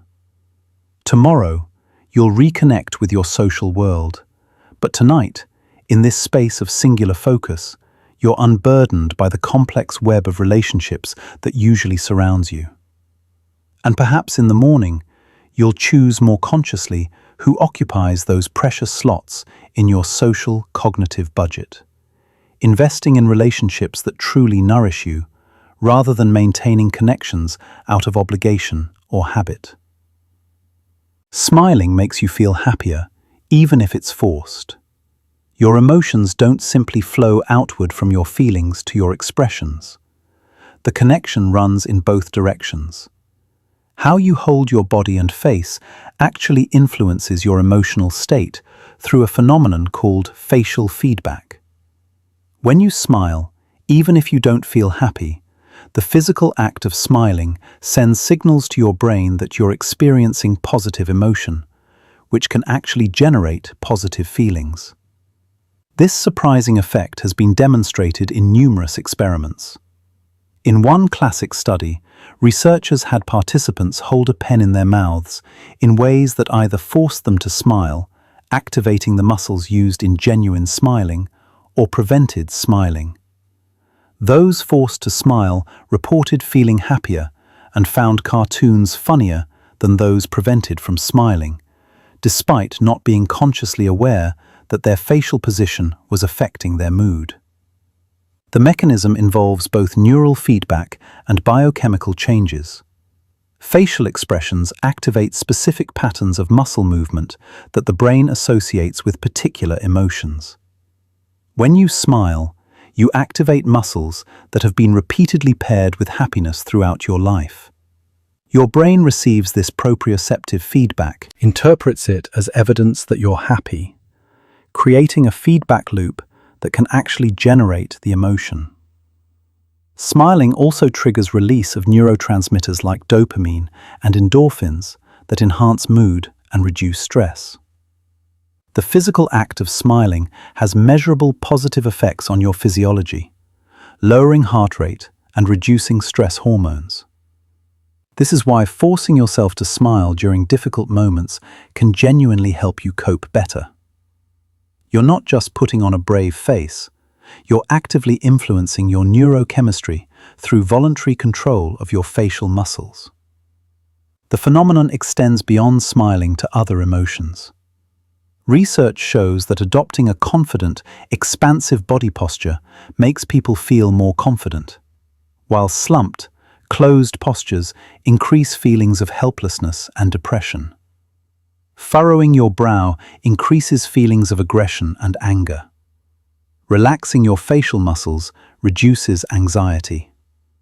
Your body is not just a passive vessel for your emotions, it's an active generator of emotional experience. This bidirectional relationship between expression and emotion evolved because emotions have embodied components. Fear doesn't just exist as an abstract mental state. It includes increased heart rate, muscle tension, widened eyes, all preparing your body for flight. Your brain monitors these bodily states as information about what you're feeling. When you voluntarily create those bodily states, your brain interprets the signals the same way it would if the emotion arose spontaneously. The implications are powerful. You have more control over your emotional state than you might think. If you're feeling down and you make yourself smile, hold your head up, walk with confidence, speak with energy. These actions genuinely shift your mood in the intended direction. You're not being fake. You're using your body as a tool to influence your brain. Critics might object that this seems manipulative or inauthentic. But consider that your emotions are always influenced by physical factors: your posture, how much sleep you got, what you've eaten, your activity level. Deliberately using facial expressions and posture to shift mood is no more artificial than recognizing that exercising improves your mood, or that slouching makes you feel worse. The question isn't whether your body affects your emotions. That's established fact. The question is whether you'll use that knowledge intentionally or remain passive. There are limitations. Forcing a smile won't cure clinical depression or resolve serious life problems. The effect is modest and temporary. But in the margins, in the moment-to-moment quality of daily experience, conscious management of your expressions and postures genuinely helps. When you're anxious, deliberately relaxing your face and dropping your shoulders actually reduces the anxiety. When you're about to give a presentation, adopting a confident stance beforehand makes you perform better. Social contexts complicate the impulse picture. Forcing yourself to smile through genuine suffering can be exhausting and alienating, creating incongruence between inner experience and outer expression that others detect unconsciously. The feedback effect works best when your emotional state isn't extreme, when you're mildly down and choose to smile, or slightly anxious and choose to relax your face. It's a tool for managing normal fluctuations in mood, not for suppressing authentic emotional experiences that need to be felt and processed. As you lie here, notice your facial expression. Is it tense? Softening your face, letting your jaw drop slightly, releasing tension in your forehead. These simple changes send signals to your brain that you're safe and relaxed, which helps you actually become more relaxed. You don't need to smile right now, but you might let your face settle into the gentle neutrality that comes with peace, with letting go, with the approach of sleep. Your body speaks to your mind constantly, and right now, by lying still, by breathing slowly, by releasing tension, you're telling your mind that all is well, that rest is here, that nothing requires vigilance or effort. Listen to what your body is saying, and let those messages of safety and rest sink deep into your nervous system, preparing you for the restoration that sleep will bring. Sleep deprivation makes you perceive the world more negatively. When you're tired, the world genuinely looks worse, and this isn't just subjective crankiness. Sleep deprivation produces measurable changes in how your brain processes emotional information. After a poor night's sleep, your brain becomes hyperreactive to negative stimuli and less responsive to positive stimuli, skewing your perception toward threat and danger. Neuroimaging studies reveal that sleep-deprived brains show over 60% more reactivity in the amygdala, the brain's fear and threat detection center, when viewing disturbing images compared to well-rested brains. At the same time, the prefrontal cortex, which normally regulates emotional responses and provides rational perspective, shows reduced activity. This combination creates a state where you overreact emotionally to minor stressors and struggle to regulate those reactions. Everything feels more threatening, frustrating, and upsetting when you haven't slept. Even neutral faces appear more threatening to sleep-deprived people. In one study, participants shown emotionally ambiguous facial expressions interpreted them as more hostile after sleep deprivation. Your tired brain skews toward negative interpretations when information is unclear, assuming the worst rather than giving others the benefit of the doubt. This makes social interactions more difficult because you're misreading neutral social cues as negative. The effect extends to decision-making. Sleep-deprived people make riskier financial decisions and show reduced ability to integrate emotion and cognition in complex choices. They also struggle with ethical decisions, showing reduced moral reasoning and increased willingness to bend ethical standards. The parts of your brain responsible for thoughtful deliberation and long-term thinking aren't working properly, leading to choices you'll regret once you're rested. Memory is also impaired by sleep deprivation in ways that affect emotional processing. When you're tired, you're more likely to remember negative information than positive information, further reinforcing a pessimistic worldview. The bias toward negativity that already exists in memory becomes even stronger, meaning your tired brain dwells on what went wrong while forgetting what went right. Chronic partial sleep deprivation, getting less sleep than you need night after night, creates persistent alterations in emotional processing. People who regularly don't get enough sleep show increased risk for anxiety and depression, partly because their brains are chronically biased toward negative information processing. Over time, this can change your personality, making you more neurotic, more pessimistic, less agreeable, not through any conscious choice, but simply through the cumulative effect of inadequate sleep on brain function. The good news is that these effects are largely reversible. After adequate sleep, the brain's emotional processing returns to normal. The threats that seemed overwhelming yesterday feel manageable today. The problem that kept you awake worrying resolves itself or doesn't seem as important. Sleep restores the balance between emotional reactivity and rational regulation, returning your perception to its normal baseline. Sleep doesn't just rest your body, it actively maintains your mental health by restoring optimal brain function. During sleep, especially during REM sleep, your brain processes emotional experiences from the day, integrating them into memory while stripping away some of the emotional intensity. This is why people often say things look better in the morning. Sleep has literally reprocessed yesterday's emotional experiences, reducing their negative impact.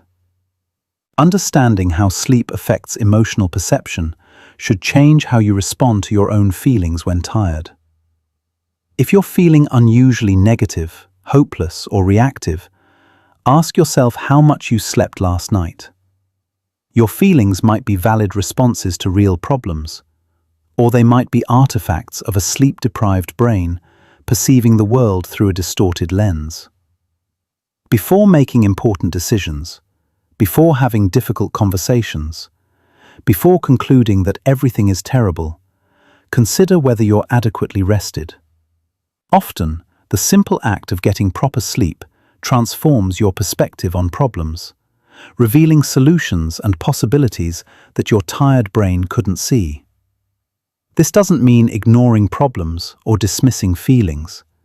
It means recognizing that your capacity to think clearly and feel appropriately depends on brain function, which depends on sleep. Taking care of your sleep isn't self-indulgent. It's essential maintenance of the organ you use to perceive and interact with reality. As you drift towards sleep tonight, you're not just resting. You're actively restoring your brain's capacity to perceive the world accurately, to regulate emotions effectively, to make sound decisions. Tomorrow, after sleep has done its work, you'll wake with a brain better equipped to handle whatever the day brings. The darkness you're entering now is healing, restorative, transformative. Your brain is preparing for its nightly maintenance cycle, ready to rebalance neurotransmitters, consolidate memories, process emotions, and repair the damage of the day's stresses. Trust the process. Let sleep do what sleep does best, which is restore you to yourself, clear-eyed and whole, ready to perceive the world not through the distorting lens of fatigue, but with the clarity that only proper rest can provide. Stress can actually enhance learning and memory in the short term. We typically think of stress as purely harmful, something to minimize or avoid. But stress exists because it's adaptive. In the short term, moderate stress enhances cognitive function, including learning and memory, by mobilizing resources and focusing attention on important information. When you encounter a stressful situation, your body releases stress hormones like cortisol and adrenaline. These hormones have powerful effects on the brain. They increase alertness, sharpen focus, and enhance the consolidation of memories. This is why you remember stressful events more vividly than mundane experiences. Your stressed brain tags information as important and makes sure it's stored securely. This mechanism evolved because remembering dangerous situations is crucial for survival. If you barely escape a predator, you need to remember exactly where the encounter happened, what the predator looked like, What signs preceded the attack? Stress hormones ensure those memories are deeply encoded. Similarly, if you're stressed about an upcoming test, that stress actually helps your brain prioritize studying and retain the information more effectively. Research demonstrates this repeatedly. Moderate stress before or during learning enhances memory formation. People learn new information better when they're somewhat stressed than when they're completely relaxed. The key word is moderate. The relationship between stress and performance follows what psychologists call the Yerkes-Dodson curve, an inverted U shape. At very low stress levels, performance is mediocre because there's insufficient arousal and motivation. As stress increases to moderate levels, performance improves because arousal enhances focus and effort without overwhelming cognitive resources. But beyond an optimal point, additional stress impairs performance because cognitive resources become overwhelmed, attention narrows too much, and anxiety interferes with complex thinking. The optimal level of stress depends on task difficulty. For simple tasks, higher stress levels are tolerable and may even help by increasing speed and effort. For complex tasks requiring careful thought and integration of information, lower stress levels work better. If you're doing something routine, stress motivates without interfering. If you're doing something cognitively demanding, too much stress impairs the very abilities you need. Timing also matters. Stress during learning enhances memory formation, but stress during memory retrieval can impair performance. This is why exam anxiety is problematic. The stress of the test itself makes it harder to access information you've learned, even though the stress of studying may have helped you learn it in the first place. Chronic stress, unlike acute stress, is unambiguously harmful. When stress becomes persistent rather than episodic, cortisol remains elevated continuously, which damages the hippocampus, a brain structure crucial for memory formation. Chronic stress impairs learning, reduces memory capacity, and can even cause structural changes in the brain, shrinking the hippocampus while enlarging the amygdala, making you more reactive to threats and less able to learn new information. The distinction between helpful acute stress and harmful chronic stress is crucial. A stressful presentation that motivates you to prepare thoroughly benefits your performance. Months of unrelenting work stress with no recovery time destroys your health and cognitive function. The same physiological systems that enhance performance in short bursts cause damage when they never turn off. Understanding this can help you reframe your relationship with stress. Moderate, time-limited stress isn't your enemy. It's a natural response that enhances your capabilities. Pre-performance jitters aren't a sign of weakness. They're your body mobilizing resources to help you perform well. The goal isn't to eliminate stress, but to manage it, ensuring it remains in the helpful, moderate range, rather than the overwhelming or chronic range. Practical strategies include time management to prevent chronic overwhelm, regular recovery periods to allow your stress response to turn off, reframing stress as a challenge rather than a threat, and developing stress management skills like deep breathing that help you modulate your physiological arousal. When you feel stressed about something important, remember that the stress itself is part of your brain's effort to help you succeed. Your body is preparing you to perform. The increased heart rate, the focused attention, the heightened alertness, these aren't signs of failure. They're signs of your system working exactly as designed to help you meet challenges. As you rest here now, you're allowing your stress response to turn off, giving your body and brain time to recover from the day's activations. This recovery is essential. Without it, acute stress would become chronic stress. Helpful arousal would become damaging overload. Sleep is one of the most powerful stress recovery tools available. During sleep, cortisol levels drop, allowing stress-sensitive brain regions to repair and restore. Tonight's rest is preparing you for tomorrow's challenges, ensuring that when stress comes, as it inevitably will, your system can respond optimally with the focused intensity of helpful acute stress, rather than the overwhelming dysfunction of chronic overload. Breathe deeply. Let your nervous system downregulate. Trust that your body knows how to recover, how to restore balance, how to prepare itself for whatever tomorrow brings. Most of your personality is established by age 7. The person you are now, your characteristic patterns of thinking, feeling, and behaving, was substantially formed during your earliest years. Research in developmental psychology shows that the fundamental contours of personality, traits like emotional stability, conscientiousness, agreeableness, extroversion, and openness, become relatively stable by early childhood and remain remarkably consistent across the lifespan. This doesn't mean you can't change. Personality isn't completely fixed, but the basic template, the default settings of your temperament, were largely established before you even started elementary school. Your early experiences didn't just create memories, they sculpted the architecture of your brain, determining which neural pathways would be reinforced and which would be pruned away.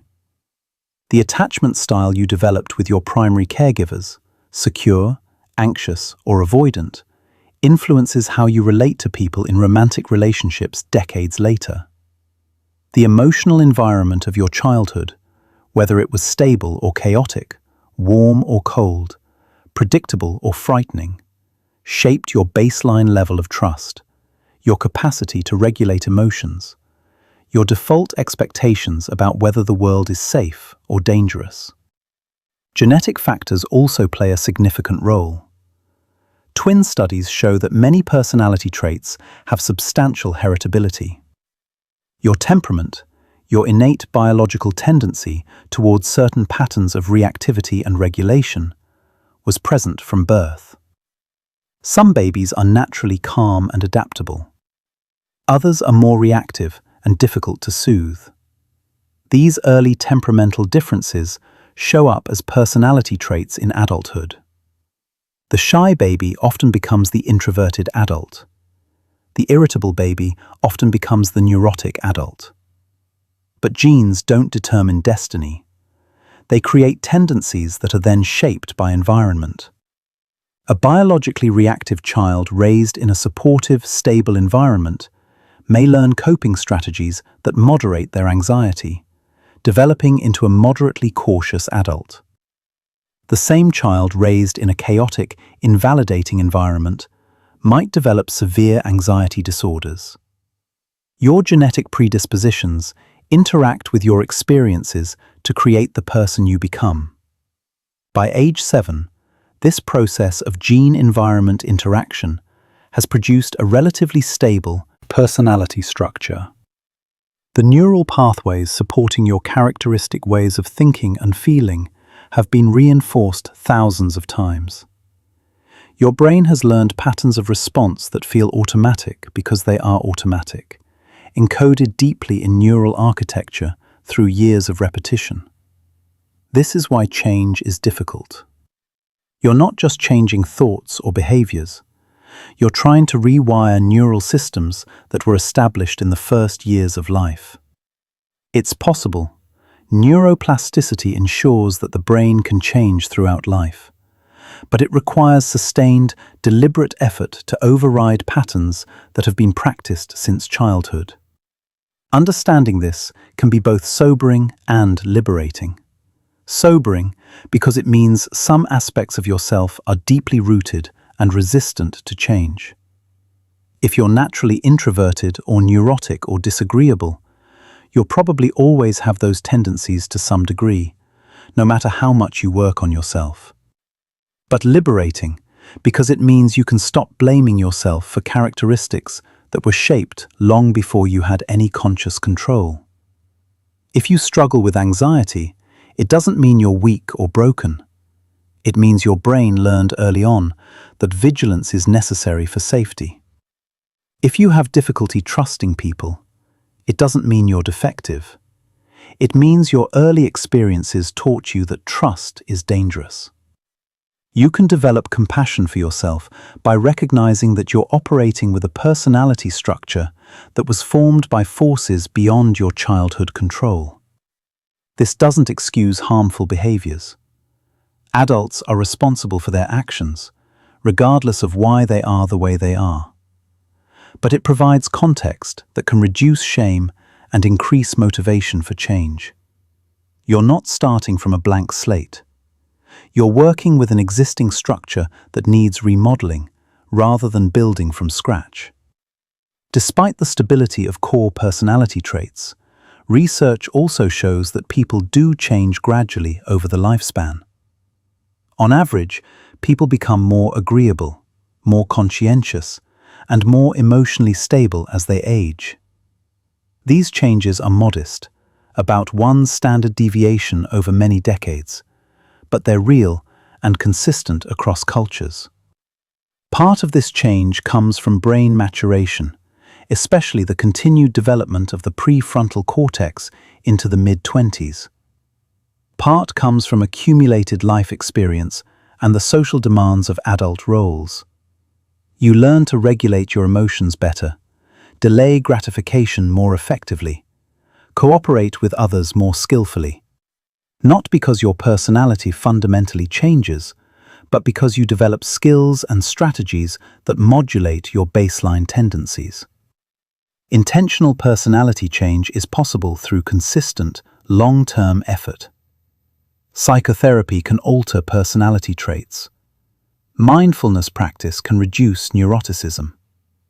Deliberate exposure to social situations can increase extroversion in people who work at it. But these changes require years of consistent effort and typically produce modest rather than dramatic shifts. You can become a somewhat less anxious version of yourself, a slightly more outgoing version of yourself. You probably can't turn yourself into a completely different person. As you rest here, you are this person, the accumulation of genetic predispositions and early experiences and years of learning and choice.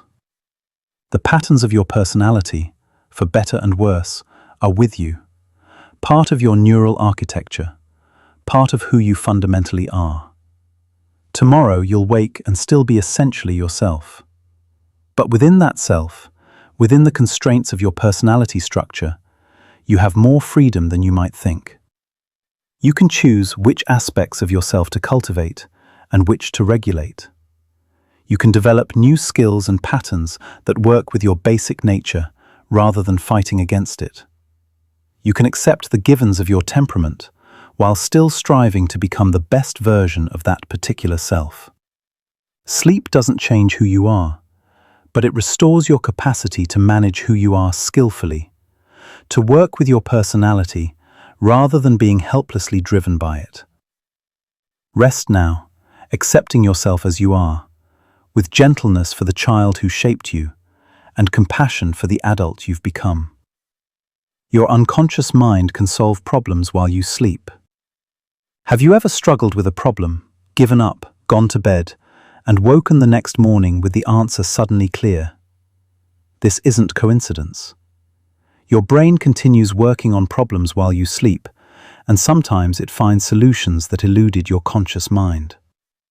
During sleep, especially during REM sleep, your brain consolidates memories and integrates new information with existing knowledge.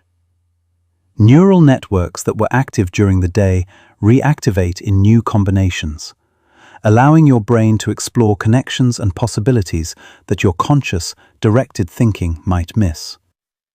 This process can lead to genuine insights, solutions that emerge fully formed when you wake without any conscious effort on your part. Research demonstrates this phenomenon repeatedly. In one study, people trained on a problem requiring insight were tested before and after sleep. Those who slept were nearly 3 times more likely to discover the hidden shortcut, compared to those who stayed awake. Sleep facilitated insight, not through general rest, but through specific neural processes that reorganize information in ways that make hidden patterns visible. The phenomenon has been called sleep on it, advice that turns out to be neurologically sound. When you go to bed still thinking about a problem, your brain tags it as important and continues processing it during sleep. The insights that emerge aren't random. They're the result of your sleeping brain's ability to see patterns and make connections that your conscious mind, constrained by linear thinking and explicit focus, couldn't access. Creativity particularly benefits from sleep. Artists, scientists, and inventors throughout history have reported breakthrough ideas coming to them in dreams or upon waking. The periodic table appeared to Dmitri Mendeleev in a dream. Paul McCartney heard the melody for Yesterday in a dream. These aren't just anecdotes. They reflect the genuine creative capacity of the sleeping mind, unbounded by logical constraints, free to combine ideas in novel ways. The mechanism involves how sleep changes the state of neural networks. During waking, your brain operates in a relatively rigid, goal-directed mode, pursuing solutions along logical paths. During sleep, especially during dreaming, networks operate more loosely. Associations become more flexible. Ideas that wouldn't normally connect can find each other. This fluidity allows your brain to explore solution spaces that your waking mind would never consider. Not every problem benefits equally from sleep. Problems requiring insight, pattern recognition, or creative leaps benefit most. Problems requiring careful logical analysis or memorization of specific information benefit less from sleep's creative processes and more from its memory consolidation functions. But for the kind of problems that feel stuck, where you keep hitting walls and can't see the way forward, sleep often provides the breakthrough. To leverage this effect, actively think about problems before sleep. Review what you know, clarify what you're trying to solve, and then consciously let it go, trusting your unconscious mind to work on it. Don't try to force solutions while lying in bed. That creates stress and interferes with sleep onset. Instead, trust the process. Your brain knows what to do with problems you've given it. Upon waking, before engaging with external demands, give yourself a few minutes to notice what thoughts and feelings arise spontaneously. Solutions often appear in the transitional state between sleep and waking, when you're still close to the associative looseness of dreams, but conscious enough to capture and evaluate ideas. Keep paper or a recording device nearby to capture insights before they dissolve back into unconsciousness. The existence of unconscious problem-solving reveals something profound about the nature of mind. Consciousness is just the tip of the iceberg. The vast majority of your mental processing happens beneath awareness, in neural systems that don't report to your conscious self, but work ceaselessly nonetheless. You are smarter than you consciously know. Your brain has more capacity than you can directly access. The solutions you seek might already exist within you, worked out by unconscious processes, waiting only for the right conditions to bubble up into awareness. This means you can trust yourself more than you might think. When you feel stuck, when you can't see the answer, when your conscious efforts keep failing, you don't have to despair. You can step back, let go, rest, and allow your unconscious mind to take over. It has different tools, different perspectives, different ways of approaching problems. Often, it succeeds where consciousness fails, not because it's smarter, but because it works differently, exploring possibilities without the constraints that conscious thought imposes.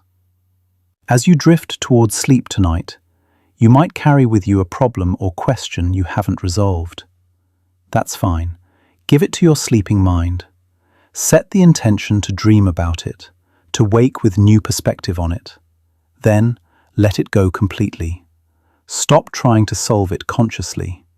Your job now is simply to sleep, to allow your brain to enter those states where rigid categories dissolve, where distant ideas can meet, where patterns invisible to waking perception become clear.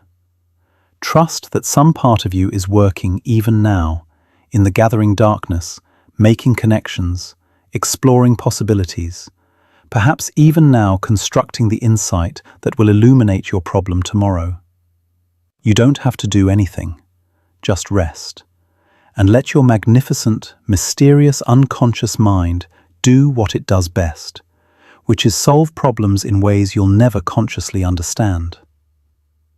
The Zeigarnik effect makes unfinished tasks stay in your mind. Have you noticed that you tend to remember unfinished tasks more readily than completed ones? That you can recall items still on your to-do list, but struggle to remember tasks you've already checked off? This phenomenon, discovered by Russian psychologist Bluma Zeigarnik, reveals that your brain keeps unfinished business active in memory, constantly reminding you of what needs to be done. Zeigarnik originally observed this in restaurants, where waiters could remember complex orders perfectly while serving customers, but forgot them completely once the bill was paid. The uncompleted task, delivering the food and receiving payment, remained vivid in memory while completed orders vanished. She tested this systematically, interrupting participants in the middle of various tasks, and later asking them to recall what they'd been working on. People remembered interrupted tasks almost twice as well as completed tasks. The mechanism makes evolutionary sense. Your brain needs to track ongoing concerns and goals. If you're interrupted in the middle of gathering food or building shelter, you need to remember to return and finish.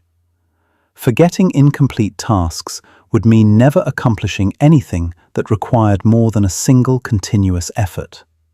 So, your brain developed a system that keeps unfinished business active in working memory, creating a persistent, low-level tension that pulls your attention back to the incomplete task. This is why making a to-do list can be so psychologically relieving. When you write down tasks, your brain can release some of the tension of trying to remember them. The list serves as external memory, allowing your mind to let go, knowing the information is safely stored elsewhere. This is the basis of productivity systems like Getting Things Done, which emphasize capturing all commitments in a trusted system, so your brain doesn't have to waste resources keeping track. But the Zeigarnik effect has a dark side. It explains why worries and unsolved problems intrude on your thoughts persistently. Your brain categorizes these concerns as unfinished tasks and keeps activating them, trying to motivate you to take action or find solutions. If the problems are genuinely unsolvable, or if you lack the resources to address them currently, this creates chronic mental intrusion without any productive outcome. You end up ruminating, replaying the same concerns repeatedly without making progress. This can interfere with sleep. As you lie in bed, your mind drifts to unfinished tasks, unsolved problems, incomplete conversations. Your brain is trying to motivate you to take action, but there's nothing you can do right now. This creates anxiety and prevents the mental quieting necessary for sleep. One solution is to write things down before bed, transferring the burden of remembering from your brain to paper. By making a plan for addressing concerns tomorrow, you satisfy your brain's need to not forget them, allowing you to let go for now. The Zeigarnik effect also explains some procrastination. Starting a task creates mental tension because your brain now has an incomplete task to track. For people who find this tension aversive, avoiding starting tasks prevents experiencing the discomfort of incompleteness. But this creates its own problems, because the decision to start the task itself becomes an unfinished task that generates tension. You can't escape the Zeigarnik effect by avoiding tasks. You can only manage it by working with how your brain naturally handles completion. Research on the Zeigarnik effect shows that actual completion isn't always necessary to reduce the mental tension. Sometimes, simply making a specific plan for completing the task is sufficient. Your brain stops nagging you once it knows when and how the task will be addressed. This is why breaking large projects into smaller, completable steps helps. You can experience the psychological relief of completion more frequently, even though the overall project remains unfinished. In relationships, the Zeigarnik effect can keep unresolved conflicts active and intrusive. A fight with your partner that ended without resolution, an apology you meant to deliver but haven't, a conversation you need to have but keep avoiding. All these remain active in memory, creating background tension and periodically intruding on your thoughts. Genuine resolution, not just time passing, is needed to close these loops and free your mind from the persistent activation. Understanding the Zeigarnik effect can help you work with your brain rather than against it. Accept that your mind will naturally keep track of unfinished business. Use external systems to reduce the burden of remembering. Complete small tasks fully before starting new ones to avoid accumulating too many open loops. When completion isn't possible, make clear plans for when you'll address concerns, which can satisfy your brain's need to not forget. As you lie here now, your mind might be pulling up various unfinished tasks, reminding you of things that need doing. This is just your brain doing its job. You can acknowledge these reminders, perhaps make a mental note to address them tomorrow, and then consciously let them go. They'll still be there in the morning. Remembering them now doesn't help. Worrying about them now doesn't accomplish anything. You can trust that your brain won't forget. Its job is to remember unfinished business. Your job right now is to rest, to step away from all tasks, completed and incomplete alike. There will be time tomorrow to continue, to finish, to resolve. Tonight, practice the skill of setting things down, releasing your grip on the not yet done, trusting that rest itself is productive, that the completion you need right now is the completion of this day, the finishing of these thoughts, the ending that comes with sleep. Let the open loops remain open for now. They'll be there when you return to them.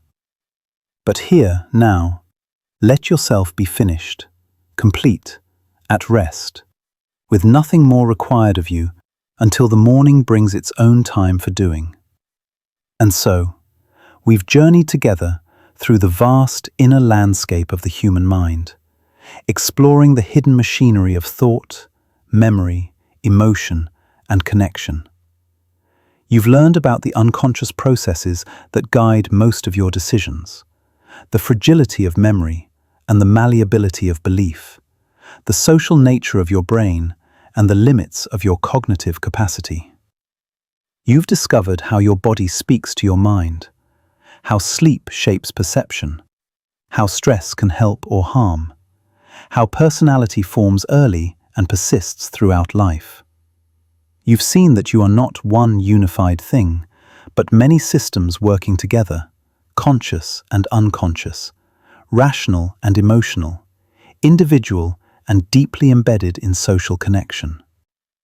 Each fact we've explored tonight is not merely information, but an invitation to understand yourself more completely, to hold your certainties more lightly, to extend compassion to yourself and others for the shared constraints and quirks of human psychology. You are a mystery to yourself, and that's not a problem to solve, but a condition to accept. Your mind is stranger and more wonderful than any simple story could capture. These insights we've shared are not meant to burden you with self-consciousness, but to free you through understanding, to show you that everyone else is navigating the same psychological realities, that your struggles make sense given how minds actually work, that your capacity for growth exists alongside deep constraints, and that within those constraints lies room enough for meaning, connection, creativity, and change. You have done enough for today. All the thoughts you've thought, the decisions you've made, the feelings you've felt, the interactions you've navigated, all of it required enormous, invisible work from your magnificent brain, work that deserves rest now. Close your eyes and let the day fall away. Let the questions resolve into silence and the concerns dissolve into darkness. Tomorrow will bring its own challenges and opportunities, but tonight belongs to rest, to the deep biological process of restoration that only sleep can provide. Dream of other minds, other ways of being. Let your sleeping brain make whatever strange connections it needs to make.